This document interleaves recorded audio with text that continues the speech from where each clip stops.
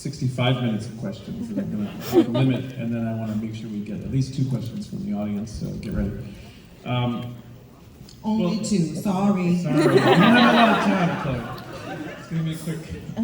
Okay, well, let's start with Luca. At your introduction, you called this movie a fable. So let's start there. To each of the 3 of you, tell me about the fableness of this movie and what drew you to it. So we'll start with Luca, who originated it. It's a fable because it's like a tale of archetypes, and it's about our heroes being these 2 young, beautiful creatures who have to face a lot of adversaries and a lot of adversities, and they have to overcome probably the biggest one, being who they are and how they can survive being who they are, which I think, being a fable, is also a paradigm for what could be found in it for each of us, I guess, and I hope. I mean, the fable element of it, there we go, didn't really set in for me until I watched the movie, and then I realized that was very present, but during, no, it didn't feel like a fable. It felt very real. Tell me more about that. Tell me more about that. The reality of it? Well, I mean, it kind of has to feel real to play it.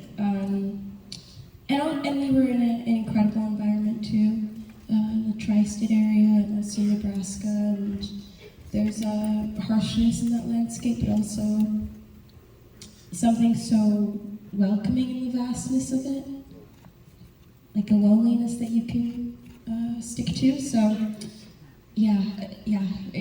needless to say, it felt there was a lot to sink into.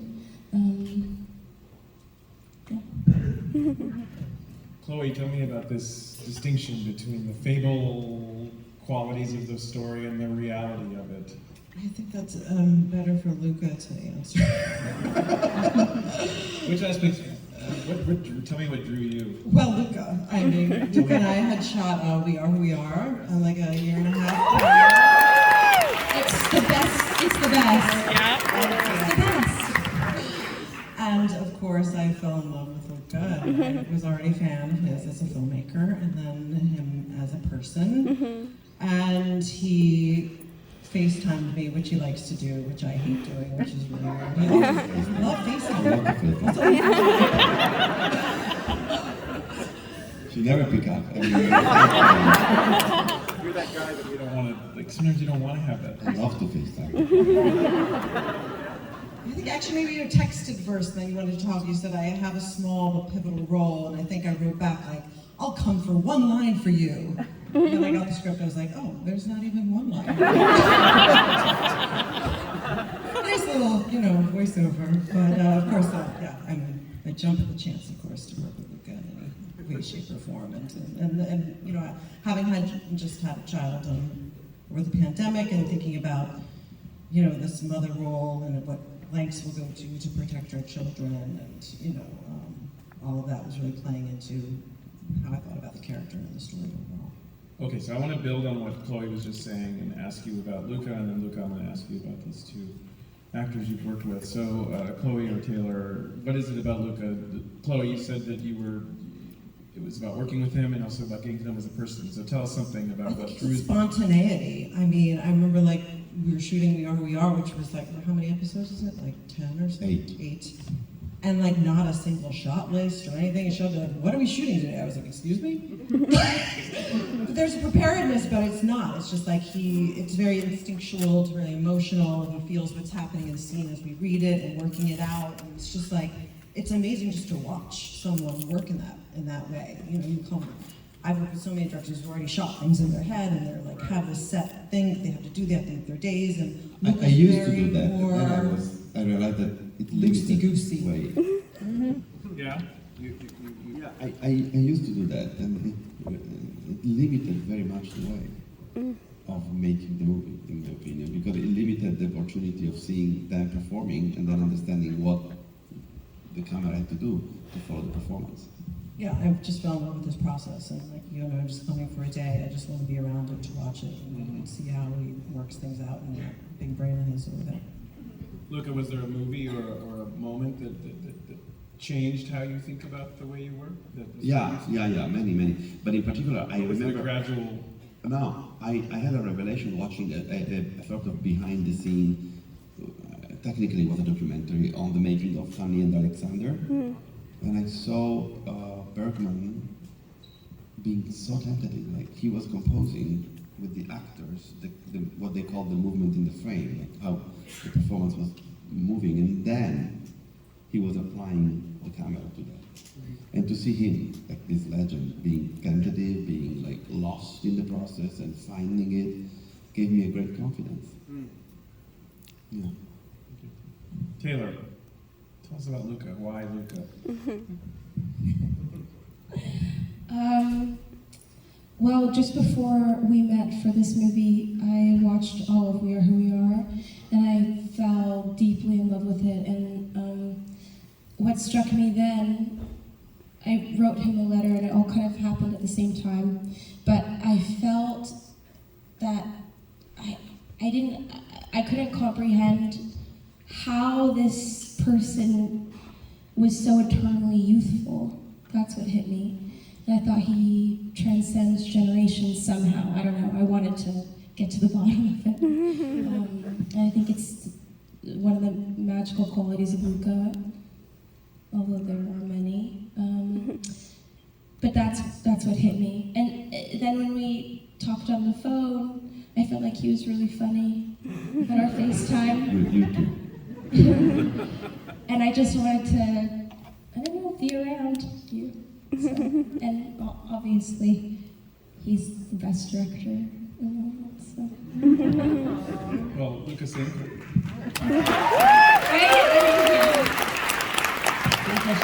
question to you, Luca, about these two actors you worked with. Tell me about Chloe and Taylor. Everything starts from me being an audience member, always. Like, I have the privilege of loving cinema, like all of you guys and girls here.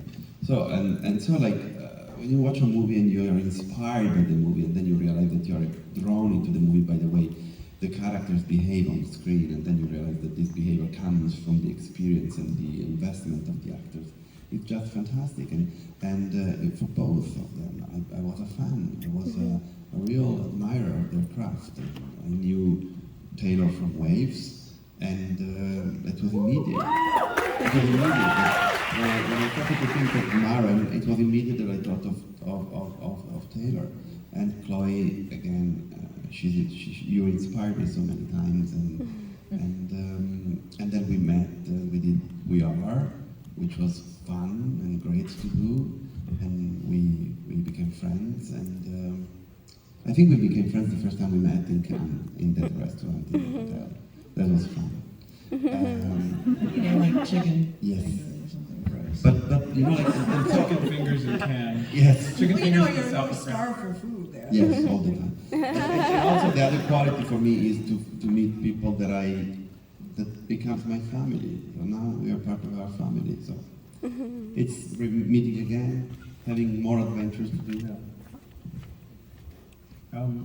I don't want to embarrass you, Luca. You sent me an email back in June. I forgot what I wrote. But I bring it up because it contextualizes. I've been thinking about your film since I first saw it in June. I've seen it a couple times since then. But you said something in this note that all of your movies are about outcasts. And you talked about there's something about the disenfranchised, something about people living on the margins of society, and this idea that you're drawn, or that you explore outcasts. There's a lot more here that we could have a whole, like I said, an hour conversation about. But I want to start with that piece just to give you a chance to sort of elaborate on that. You clearly have thought about that in contextualizing this film. You called it a fable. Why do you think that way, or why do you? I realized recently that all my movies are about that. It's about someone who's almost invisible, who is not seen for what they are, who is gravitating away from the center of gravity, who is naturally pushed out of the center of the frame. I'm saying that because I'm thinking of what I did. I realized it recently because I think we were all hit by the craziness, of the strangeness of the pandemic and the lockdowns, which gave us the perspective of our remoteness towards society, and I put together the dots somehow. And then I also thought about myself.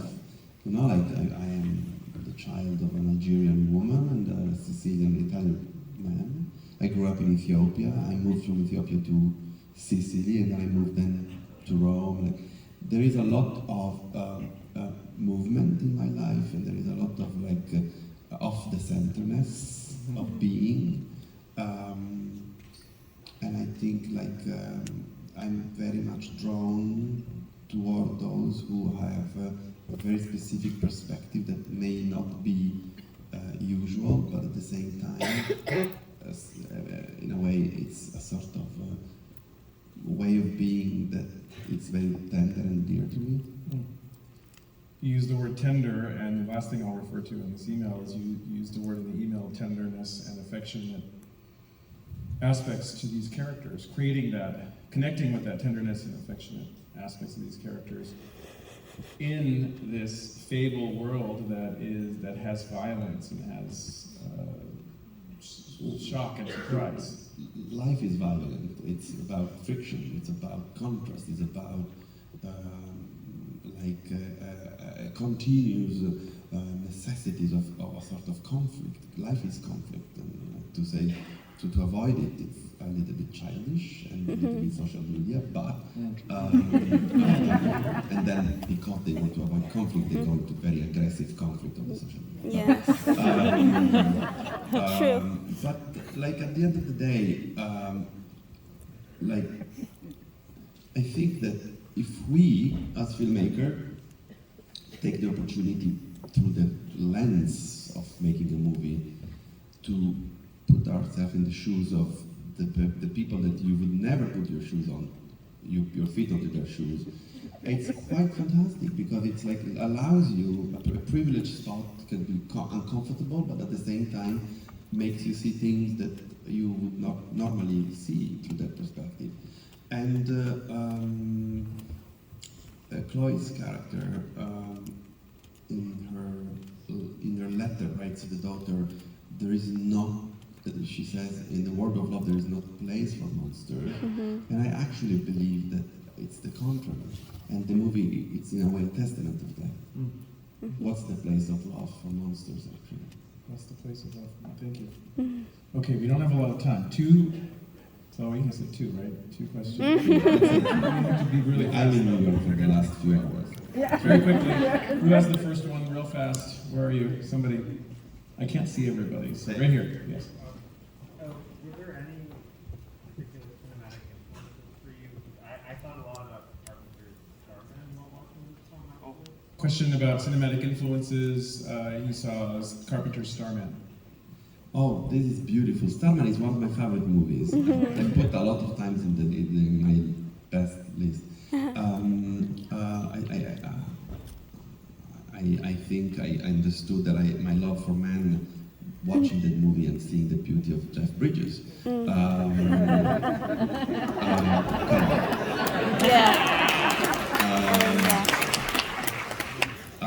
But I didn't thought about it consciously, which is interesting. I thought a lot about William Eggleston's work, mostly, a lot. I think also, when I saw the first time They Live by Night, the Nick Ray movie, I couldn't forget this shot of the car in this landscape seen from above, which was technically already a daring point of view from that master. So that was a very strong influence too. I was going to mention that the cinematographers. Oh, sorry. We have with us this great, masterful, young, vibrant, divine Belarusian Arseny Khachaturan, who made Lens the movie.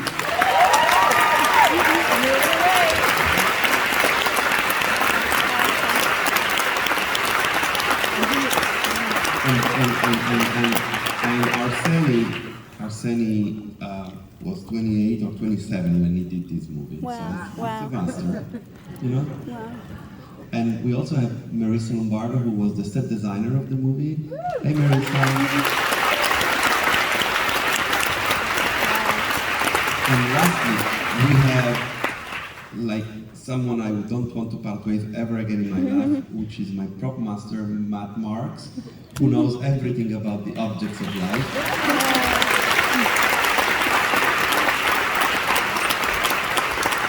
Okay, before I get the hook, who else? Okay, I want to go further back. I can't see everybody, but I see someone. Is there a hand over here? Okay, someone's waving really wildly, so... Okay, go. I'd say, Luca, in your films, you have a wonderful patience in how you tell stories, and I wanted to ask you, what was your approach in, following with that patience as we see so beautifully, and we are who we are when dealing with such graphic material, and how do you balance that? Patience in how you tell stories. How do you balance that? I don't know. I think it's about, I really don't know. Thank you though. I think it's about observing and having the patience of seeing what happens in behavior. I mean, it resorts ultimately to the brilliancy of the people I'm privileged to work with, the actors I'm privileged to work with. Okay, we're almost out. Lucas said you wanted one more, and you're about to leave the kind. So, okay, someone waving way in the back in the center. Yes, yeah, you're the last one. Okay, so I noticed that in contrast to everyone else who was in the movie, these characters, we didn't see anything too graphic. We didn't hear history, but we saw that he was screaming. Was there a creative choice behind that? Was there a reason why that was omitted? Your creative choice between showing or not showing what's too graphic. How you chose, right? How graphic. In regards to Lee. In regards to Lee. In contrast of like how when everyone else was eating, we saw a little bit more, but when it got to Lee, we didn't see. Was there a creative choice behind that? Why we haven't seen a lot of Lee More graphically. graphing? Well, I don't know if it's true. I mean, we see him having a very generous bite of the wonderful Jake Horowitz. He make him come and then he eat him.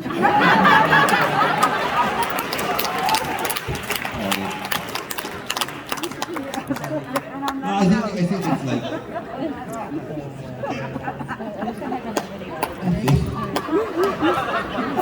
I think it's.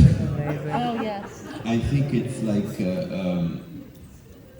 every scene shift, dances around the perspective, point of view. Like when we meet Lee for the first time, he's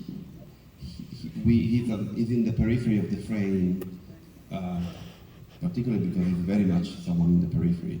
And then she follows her, literally her nose, and that's where he appears back. So we have to be with her in that moment. And when he goes and kills Bootman, it's a bridge between her and him. She's seeing the act being done so that she can then go with him.